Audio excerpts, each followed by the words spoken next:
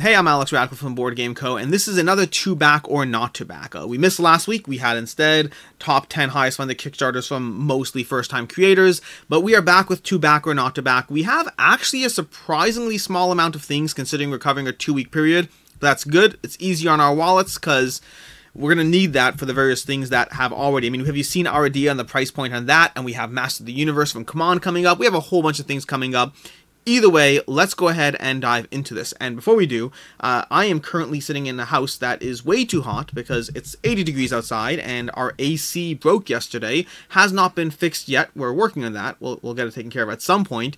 But we have a whole bunch of fans set up around the house. Fortunately, our bedrooms have ceiling fans, or I would not be in a good spot right now. But I'm in a good spot right now. It's all good. It's all good. Let's go ahead and jump into this. So, to begin with, as usual, timestamps down below for all the relevant sections. We'll have Kickstarter adjacent, we will have updates, we will have cancelled and not funding, and hopefully, if we remember, we will have picks of the week as well. Starting off with off the bat, we have Tantrum House for our first Kickstarter adjacent.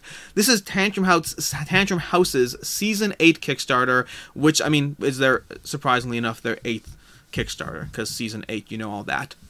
But basically, Tantrum House, currently at $20,000, 503 backers. This is going to be obviously fulfilling two different things at the same time. First of all, it's going to be, well, supporting Tantrum House, which if you like their content, if you appreciate what they're doing for the community, all that, then that's great. That's awesome. And if you want another reason, you also do have promos you can get as well. All the pledge levels or various pledge levels will come with various promos for different games, from Chronicles of Crime to Raiders of Scythia, Legends of Andor, Trails, Tabanusi, Sagrada. I'm just jumping around here because there's a lot of promos, as you can see. We have Oceans, we have SpongeBob, Prehistories, Calico. I can keep going. You get the general idea here. Lots of various promos for a whole bunch of games if you want them. Some will be Tantrum House themed, others will not be. So pick and choose what you want, figure that out. As far as holding its value or not, for the most part, these promos for promo campaigns for content creators, Dice Tower, Tantrum House, Man vs. Meeple, whenever those things are run, usually it ends up flooding the market with a bunch of promos that many people don't want. Usually I find there's always some that are popular, some that are sought out, and then a large amount of them that aren't, that are just a lot of promos people don't care about. But again, it's a balance. You'll find some that for either particularly popular games or specific promos that people really liked what it added to the game. So I'm not going to go through every individual promo trying to make a judgment call. I would say if you're backing this stuff, back it because either you yourself personally want the promos, or alternatively because you want to support Tantrum House. I wouldn't back this for the resale value, although some of these promos may well sell in case you trade the game or sell the game. I mean, look at these Parks Nightfalls, these 4 wooden tents. That's a component upgrade. People might want that. And then t-shirts. T-shirts. I think, therefore I win. Trust me, I'm not the trader. By the way, just to be clear, I'm the trader, even in games which have no trader mechanic. I just want to be very, very clear about that. But in any case, let's go ahead and jump past this as number 1. Moving on, we have the Hexagonal gaming system by Wyrmwood. $435,000, $4,300, 4,300 backers raised. 27 days to go. Now, before we go further into this campaign, understand this is an expensive campaign. Once a month, I do a deluxeification series showing you all these expensive upgrades to your games. Wyrmwood components tend to make my expensive upgrades look cheap. So this is very much something that you will absolutely want and be interested in. But before we go into it, understand it's like I'm not getting this stuff, and I tend to get a lot of these things that I probably shouldn't get. It's expensive. You have to really have that degree of luxury, of extra money available to spend on these things.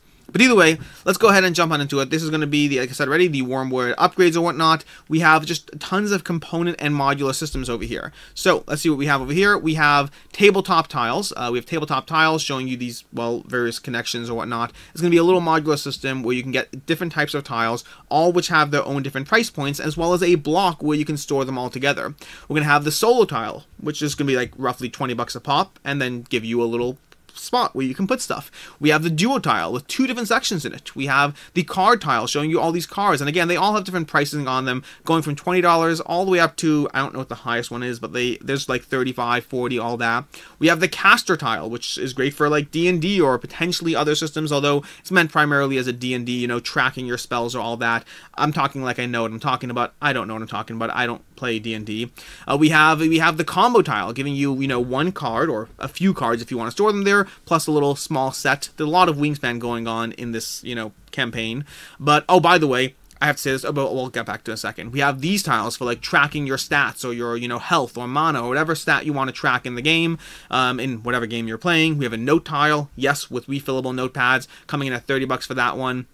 Whole bunch of things. We have this one, which is one of my favorites, although I'm definitely not getting this, which is both a coaster and a beer opener at the same time. Totally unnecessary, but cool. And then we have the modular tile rack showing you all this. These various combinations will cost you like $150 for a single stack of component tiles, so you have to really want this stuff. Now, what I meant to say is, if you watch this video, that video is on point. Like, seriously, watch the first minute and a half of this video. It's going to make you want this thing so bad. I'm just giving you a heads up. It's going to make you want this. And this is expensive. It's very cool. Wyrmwood stuff very much often is expensive, but very cool. And that's going to end our board game adjacent, and moving on from there to the first and only canceled Kickstarter we have, which is going to be a Noble War. A Noble War, which saw delayed launches, followed by launching, followed by not having the day one momentum that they were hoping for, and they canceled, which is understandable. Again, I tend to be in favor of companies canceling when it's the right move. This is going to be the company that brought you Sea of Legends, I want to say, and I believe they have an expansion coming to that as well to Kickstarter. A Noble War is going to be their next game, which they are canceling but will be relaunching. I believe they're going to be doing Sea of Legends next, followed by a Noble War after that. And this is going to be a game where, well, I'm not going to go into the game, let's not talk about it too much, because it's already canceled. But I will say that they basically didn't see the day one momentum that they wanted. They felt it wasn't going to see where they wanted to be. Yes, they would have funded. I have multiple videos on the channel about this concept, about the nature of companies having to have funding goals that aren't necessarily realistic, and they are tracking momentum and have to make the best decision around that. There are people who do not like that. I understand that. I respect anyone who doesn't like that concept. But we've also seen companies do realistic funding goals and then not get anywhere where they need, because the nature of people is they don't jump in on non-funded campaigns quite as quickly. It is an unfortunate game that you're not forced into playing, but you certainly are incentivized and motivated into playing those games. And sadly, the mistake people make is companies that don't cancel aren't necessarily not playing the game. Very often they are playing the game, they just happen to fund, so it's not really an issue. That's going to be a Noble War. Following from there, we have a bunch of campaigns that are not funding yet. Some of them will fund, some of them may not. Once again, that usual, remember that rule of 3. The first third of your funding will come in the first 2 days, the second third of your funding will come throughout the campaign, and the last third will come in the last 2 days. That's a generalization, but it is a good indicator of how things are going. We have Get Bit, the remastered classic Shark Attack game. $6,500 funded so far out of a $19,000 goal. This one's just going to be close. I don't know where it'll end up. It may cross that finish line. It may not. This is going to be from Greater Than Games, famous for Sentinels of the Multiverse, for Spirit Island, all that. Spirit Island's amazing, by the way. But anyways, Get Bit, they are rebranding Get Bit with, by the way, speaking for myself, I like the art of the original Get Bit much more. This one is throwing me off all kinds of ways. I like the little Lego figures from Get Bit. I'm not a huge fan of this new version, although I am a fan of Get Bit. Get Bit's going to be a racing game where you're playing cards to get ahead of the shark, and the number you play is how many spaces you move, but it's also, if other players play the same number, you don't move at all. So it's a constant balance and mind game. It's a lighter game, a little bit of bluffing, a little bit of trying to figure out what you want to do, what your opponents are doing, but overall, it's a lot of fun. I really enjoy it. Also, speaking of Kickstarter videos that were fun to watch, Get Bit is a really amusing Kickstarter video because they basically are doing Baby Shark, but without, just different enough that they don't get sued or anything like that. But anyways, that's going to be Get Bit. Now, I don't heavily go into the value or the pledge levels on campaigns that aren't funding yet, but I will say overall, first of all, they cover this in the FAQ, but the gold shark miniature thing in the pledge levels, that is not actually a thing that you're going to be getting. They meant to fix that, and they took it out of the rest of the page and forgot to take it out of the pledge level. And once you have a pledge level on Kickstarter, you cannot change that pledge level. So there is no gold shark. Do not expect a gold shark. Instead, they lowered the pricing on the pledge levels instead. But overall, this is one where, I mean, you could back it on Kickstarter. You could wait at retail. And for myself, like I said already, I personally prefer the original version of Get Bit. Just aesthetically speaking, these little guys feel a little off to me. But, I mean, to each their own. Let me know which one you prefer in the comments down below. But with that, let's move on to Artefacts, a gigantic modular game that may well fund all. It's tough. Again, going by that rule of 3, this one should fund. It's $41,000 out of a $93,000 goal. That's excellent. First time creator as well, I'm pretty sure. Yep, Fabulous Factory, first time creator. This is a game in which you're going to be spending your time building an artifact and then sending it into battle. It's a game that can run long. Look at this. It's a 1 to 4 player game, 45 to 240 minute playtime. That large range is going to be both a result of the player count as well as a result of the fact that you have all these modules in the game, and you can make the game modular, making it as complicated or adding and taking away different aspects of the game. The thing I think hurting this one, because if you watch the videos, if you watch the production, this game looks very cool, very intriguing, but the combination of first time creator and the entry price point is, I think, hurting them. We have €99, $116 for your entry level price point. They also have a day one all-in early bird pledge over here, so they have that early bird option to get the game, which is limited, which may hurt them as well as the campaign progresses. Because once you're trying to cross from 40,000 to 90,000, on the one hand it's looking well, on the other hand, once that early bird taps out, you're gonna have a bunch of people who have slightly less of a reason to jump in because they're not getting the metal coins for free. So that rule of 3 can be potentially shifted by early birds. In general, early birds or limited options will mess with the rule of 3 to a degree. But anyways, $159, I mean, and even then, $186 to go all in on this game from a first-time creator. It is definitely a hard sell. It's going to be, like, again, a little bit of polyomino game in this as you build up your artifact, as you send your artifact into battle and construct it and all that. Very intriguing game. Lots of potential promise, but a large price point, which might be holding people back from it for right now. Moving on, we have Amass. Amass, the battle for resources on Planet XS. On Planet XS. It doesn't sound good. On Planet XS. It's the battle for resources on Planet XS. I wonder if that's intentional. Like, it has excess stuff, resources. I don't know. Either way, this is their second time on Kickstarter. This is going to be a game. Dice Tower had a playthrough of this game. It's a game where you're going to be, well, trying to battle for resources, as it already said. You're going to be battling both against the native, as well as having a little bit of degree of programming as you move your people around the board and manipulate and fight against each other to try to get the resources for this game. This one as well, like I said already, is struggling. $9,000 based on the rule of 3, may well cross that finish line, but it might be a slow limp across that finish line. We'll have to wait and see how this one does.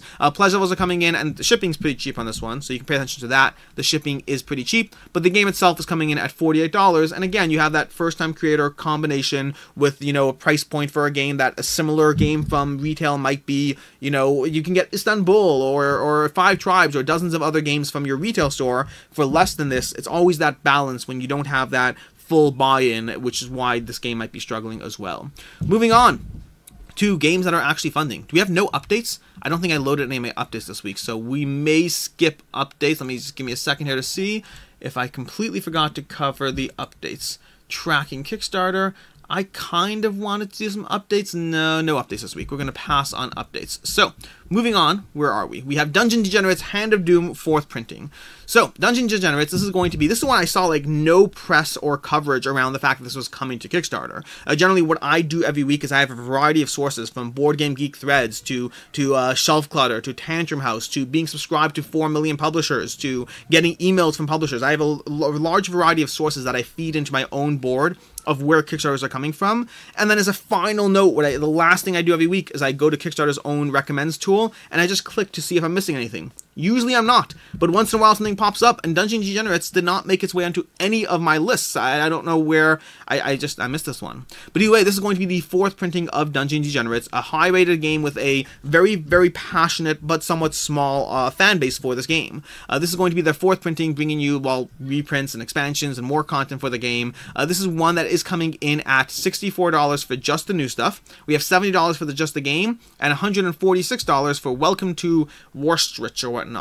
This is a game where if you want to go ahead and get this game, the price point for this game, it has limited availability in terms of getting it after, especially if you want it internationally. The shipping prices on Kickstarter are going to be much better now as opposed to buying it directly from the web store, and the price points, you'll be getting a discount if you get it directly on Kickstarter as opposed to getting it from the web store. As far as the secondhand market for this game, the secondhand market for this game tends to do pretty decently. You're not really making your money back, you're not making money on it, but you'll be making your money back on the game. For the most part, there's a little bit of a range range, but for the most part, it seems like people are able to get back what their pledge level is for this game. Like I said already, it's a well-rated game with a passionate but small audience of people who want that game, which means it's not in retail distribution. It's not in regular wide retail distribution. It's much more narrow in terms of getting your hands in it. So your options generally are direct from them, the Kickstarter, or secondhand market. That's going to be Dungeon Degenerates with 3 days to go, which means by the time you're watching this, it may be over really, really, really soon. Sorry about that. Moving on. Our first and only game found of the day is going to be Masters of the Universe Fields of Eternia from Arkane Studios. This just crossed their $811,000 goal, which means they did unlock that dice tower people were looking at, which means if you're backing, well, both this and the CMON Masters of the Universe, then you will have a cool dice tower you can use, which is great because CMON recently revealed their own Castle Grayskull, but that's not a dice tower, that's a gameplay component. So you have both of them giving you Castle Grayskull, one gameplay-wise, one as a dice tower. But either way, Masters of the Universe Field of Eternia, I did a dedicated should you back it video for this game, so you can watch that if you want the full rundown. The short rundown of this game is if you are a US backer or a Canadian backer, or I think even British, they have a, you know, if I go down here, they have the shipping, and here's the areas you can get the game basically. So you can look over here. If you're not from one of those countries, you're not getting this game unless you trade with another person or set up some sort of forwarding situation where you buy a forwarding service and get the game sent to you that way. Which means you're going to have to pay another $100 basically in shipping, plus whatever this campaign plus shipping costs to get your hands on the game, which is not cheap. It's not cheap. You're gonna have to want the game a lot to go ahead and get that. So maybe you do want the game a lot. I mean, I'm not judging. I want the game a lot. I still haven't decided what I'm doing. I am talking with somebody about potentially swapping CMON copies. Like he'll get the CMON copy, I'll get this one. I'm talking about it. I'm torn. I honestly, it's just my love of Shiny and my intrigue about the gameplay itself that has me pulled in. I'm not confident that this is... I should not be getting this game. Either way, we'll see. But past that, you can go ahead. Let's go ahead and look through the stretch goals that have been revealed so far. The stretch goals revealed. Let's see if we can scroll down over here. So you can see over here the stretch goals so far from what they revealed. Daily reveals, not really stretch goal. The only stretch goal they had was that one dice tower, which I believe you can buy duplicate copies of. So if you want more than one, you can buy more than one copy. Maybe every player around the table wants their own little miniature Castle Grayskull. Totally reasonable. Not so reasonable. Not so reasonable at all. But anyways, past that, you have all the various stretch goals or daily reveals they've unlocked so far. A few days left to go, so we're basically closing in on the end of the campaign. If you don't want to watch my full should you back it, the short version of this is if you want the game, do not get, in my opinion, don't get the base pledge only, rather get the, you know, the extras, because the base pledge will be available in retail, but you will be able to get this cheaper on the Kickstarter supposedly, plus you're getting all the daily reveals, plus the expansions which are which are Game Found exclusive, Game Found and Trade Show exclusive. You can see that over here. So overall, focus on the exclusive stuff if you want to get this one on Game Found, as opposed to getting this one retail later. That's going to be your options overall for Master of the Universe Fields of Eternia. This is a safe back, in my opinion, one that you can back confidently and well, get it that way. So that's going to be that. Next up, we have Edge of Darkness expansions, Emissaries of the Vale. This is like their fourth expansion or third Kickstarter. I think it's their fourth. It's either the third or fourth Kickstarter from AEG for the Edge of Darkness system, but this time bringing you the Emissaries of the Vale expansion, which is more content and thematically links the lands of Mystic Vale with the cities of Edge of Darkness. I believe that's just a thematic tie-in, not a gameplay tie-in. But Edge of Darkness is going to be one of the big box card crafting systems from John D. Clear. He has the original Custom Heroes, which was a smaller game. Then he had Mystic Vale, which is a game with lots of expansions. And then he has Edge of Darkness, and finally the most recent one is Dead Reckoning, which is still hasn't yet landed from Kickstarter. Should be landing at some point, I guess, I assume. But Edge of Darkness, a bunch of expansions for this game already. Not a ton of coverage from, like, you know, larger creators, but I highly recommend. Board Game Ramblings has a review of this. Broken Meeple has a review of this. There are reviews for the game. You just have to look for them. But overall, the reviews for this game are pretty positive. If you look on Board Game Geek, it's like a 7.7 or something like that. Overall, a well-rated game, although it's a balance, because it's a beefy system. It's a system that has a lot going on. You might find it overwhelming, but also you might find it very rewarding.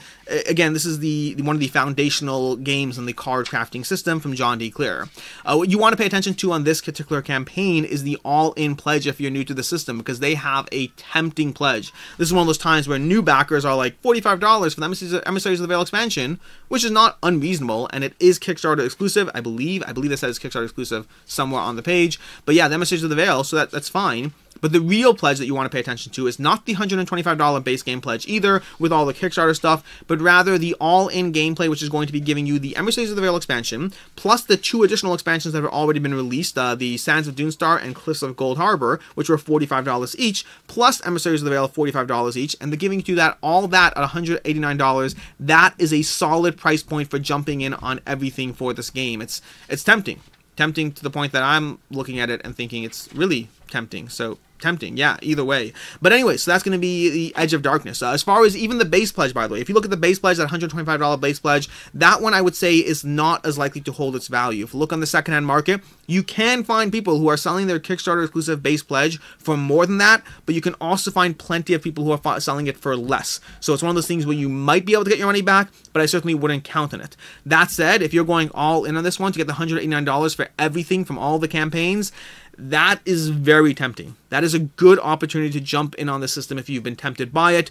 Alternatively, there is a possibility that once this hits, it will flood the secondhand market if people jumped in because of the price point, but I still think it's a pretty safe back, a pretty good value for the Edge of Darkness all-in gameplay pledge, if you want entirely too much content for a game that you may never play, so you have to make those decisions about what's hitting your table or not yourself, but it is a good value for the all-in gameplay for Edge of Darkness. Moving on, we have Chili Mafia, the card game that packs heat, $21,000, 452 backers. Chili Mafia is going to be a game that, I love this quote from Shelf Clutter, from Adam Singer at Shelf Clutter.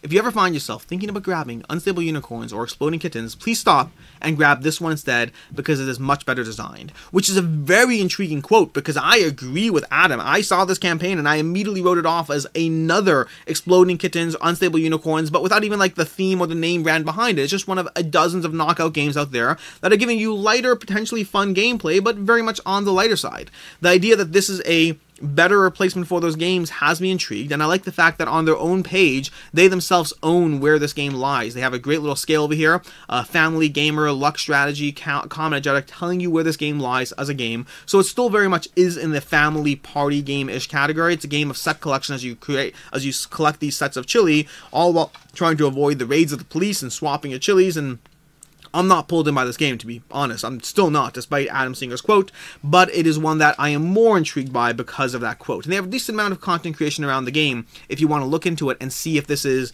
you know, a game that's going to be better for you, it's going to excel, or maybe not so much. That is a judgment call to go into based on the content creation around this game and seeing where it lies for you.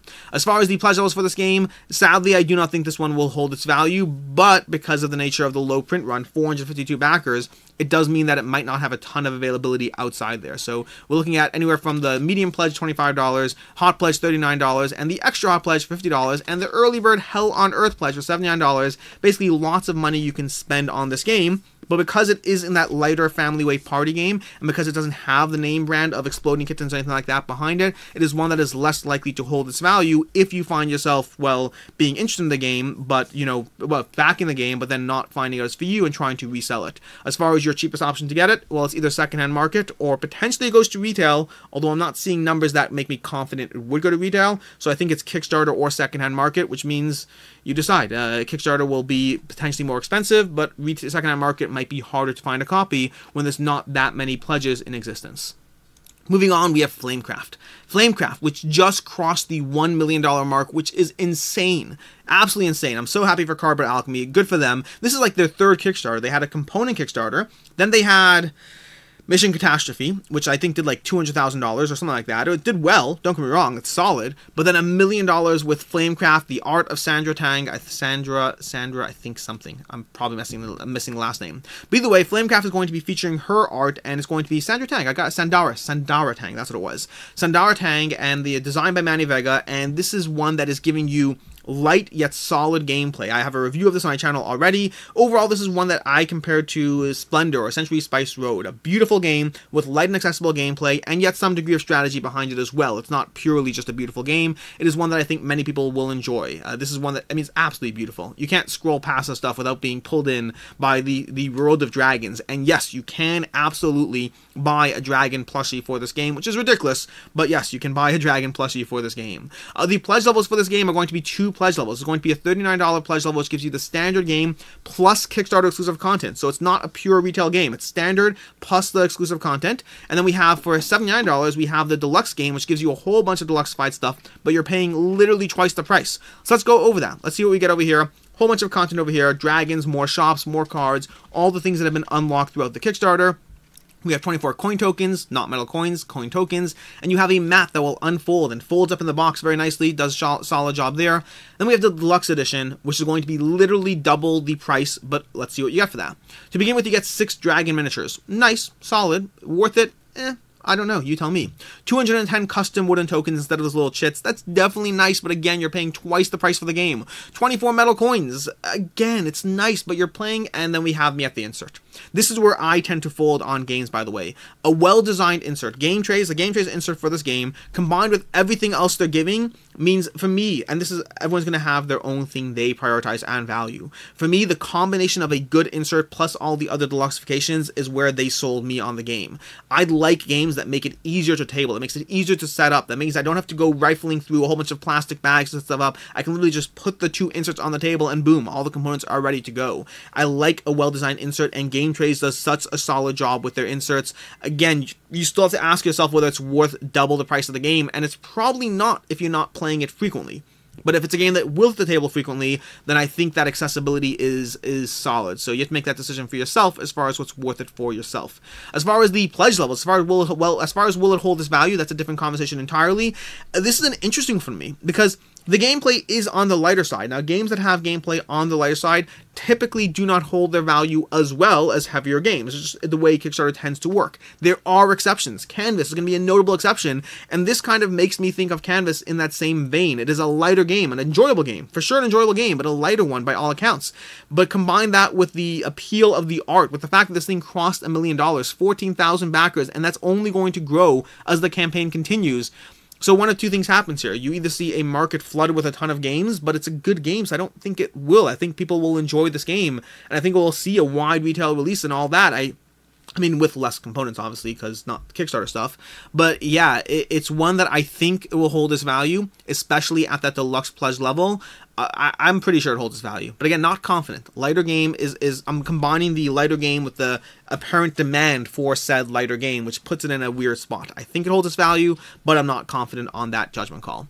Moving on, we have Rainer Knizia's Criminal Capers Collection. 360 backers, 20,000. This is going to be from Nick Murray of Bitewing Games, the first creative project. This is going to be giving you 3 different criminal-themed games. You're going to have Soda Smugglers, which is going to be a little like Sheriff of Nottingham as you try to smuggle soda past the guard. You're going to have Puma Fiosi, which is going to be a game about hierarchies and trying to become as high in the criminal hierarchy as you can in the Puma Fiosi as opposed to the hierarchy, I guess. I don't know. And we have Hot Lead, which is going to Hot Lead?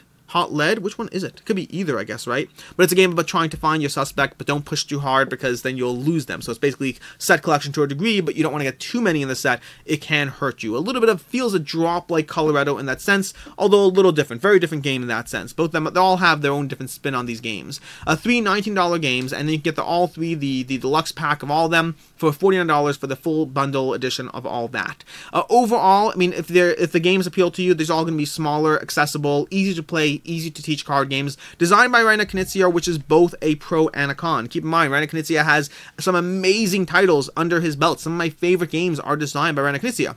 And also, he has thousands of games that he's designed, so his name on a game does not inherently make me think that it's the best game ever. It could well be a great game, or it could be one of his many games that did not become household names. So it can go either way. I mean, again, we have Tigers and Euphrates, Lost Cities, Lord of the Rings, Quest for El Dorado, Modern Art, some solid games there.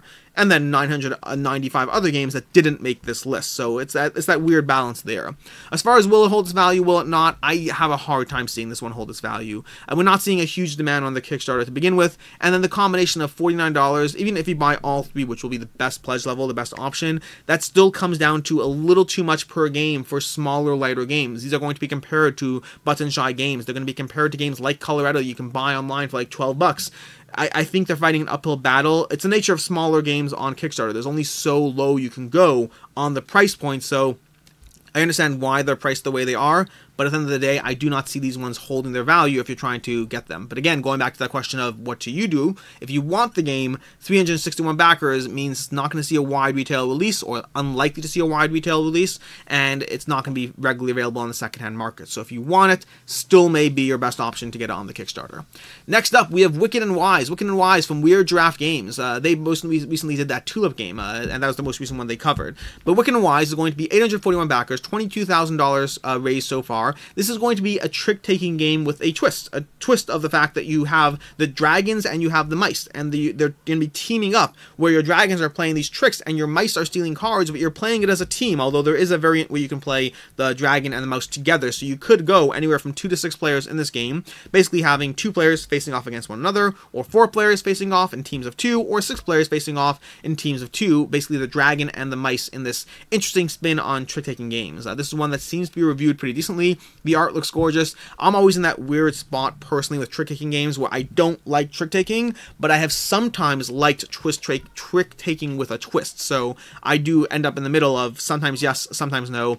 I don't know well end with this one, although that mice looks absolutely adorable. As far as price point overall, this one, $25 for the game so far. This is the same thing with typical Weird Giraffe games, which it's a little harder to say for sure where it ends up. It falls in that same line of not a ton of availability, not a ton of general accessibility of getting your hands on, and the price point at $25 is not the worst. Not the best necessarily, but not the worst. Again, small box games on Kickstarter, once you factor in shipping, once you factor in, it's always a little bit of a harder sell. I would say similar to some other ones, such as Chili Mafia or the Reina Knizia's Criminal Capers bundle. It's the same basic idea. If you want it, jump in on the Kickstarter to lock it in. If you're willing to wait, you may well end up getting it cheaper either from retail or secondhand copies or all of that.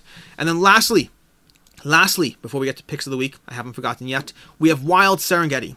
Wild Serengeti, which is going to be coming to you from Bad Comet Games, who previously had 2 Kickstarters, a original game and then a reprint and expansion for Shalio Warring States. And this is going to be a totally different game, although this one is really calling my name. Wild Serengeti, $47,000 raised, $1,097 so far, 1,097 backers, I keep doing that, so far. And this is going to be a game of a puzzly aspect of manipulating the animals in the safari, in the Serengeti, while trying to accomplish different cards. Think games like...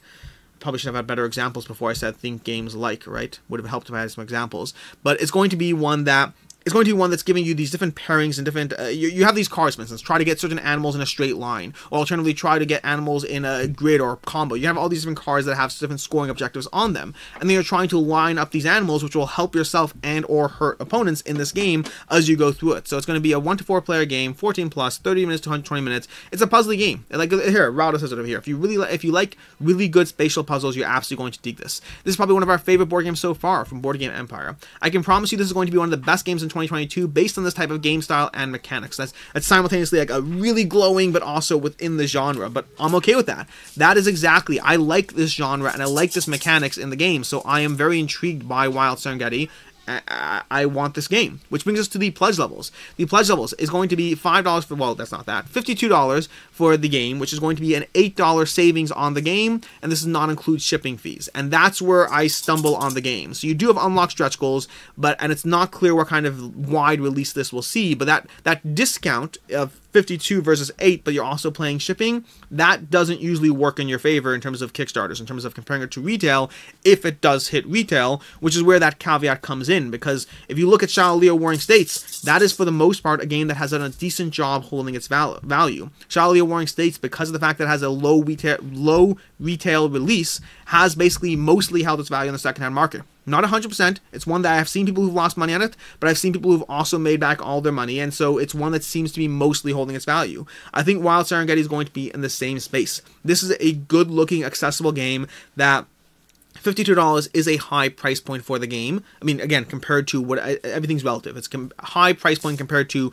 going to your online discount, whatever it is, and paying $40 for something that's already new, hot, loved, well-rated, all that. And then you have Wild Serengeti, which looks cool, but once you factor in shipping, it's going to cost you 1.5 times that. So it's a weird balance over there. It's the nature of Kickstarter and these games, but it's one that it's one that's in the space of I'm not confident it'll hold its value, but the low retail release, if it's similar to Shalia, might mean that it actually does. And that is basically everything except except for the picks of the week, because I have that tab up over here, which reminds me to pick the picks of the week. This is a short week.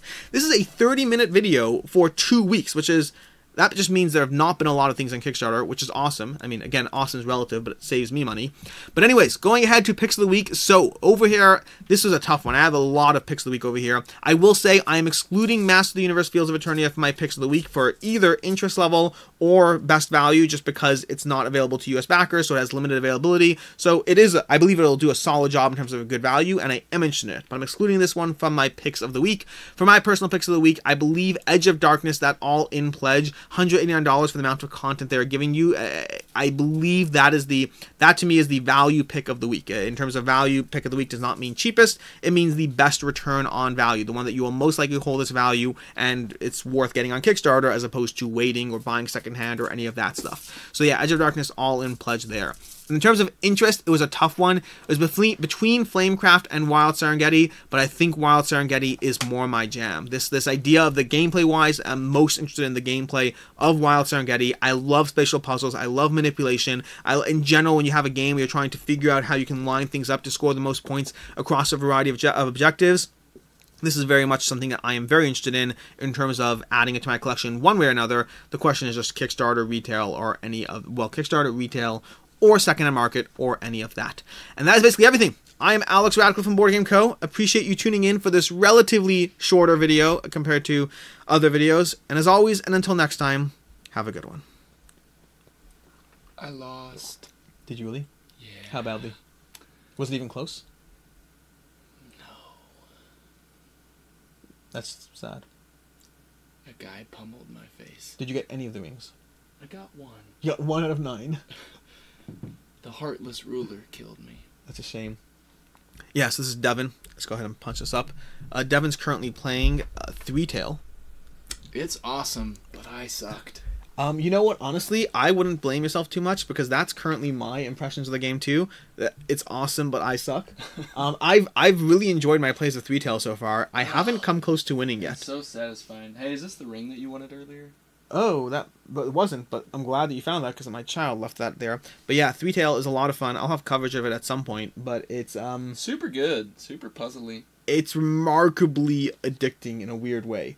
But also I haven't come close to winning. I keep getting to the end game scenario and then getting like, I got further than you. 1 ring? That's embarrassing. I was on my second one. Dude, look at this guy. 23 health, 15 attack.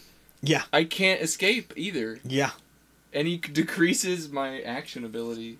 Yeah. Or my buff ability. Yeah.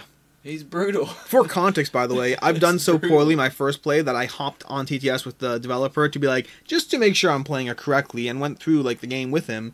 I'm playing it correctly. I'm loving it. I'm just not winning yet. But I think I need to get more plays in because I'm not. It's different than games though that are like so hard that you know it's like masochism. It's not that. It's fun along the whole way through. Yeah, it's fun the whole way. And then you get to the end and you're like, oh, let me try again now.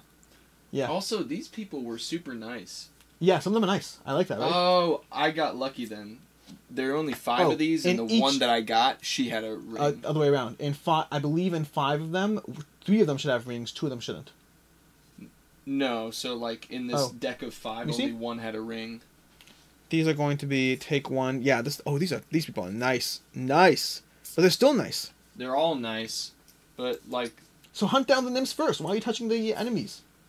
Whatever, this is going on way too long. Either way, point is, Three Tail's fun. Check that out, and I'm going to call this a wrap. I will see you Kisses. next time.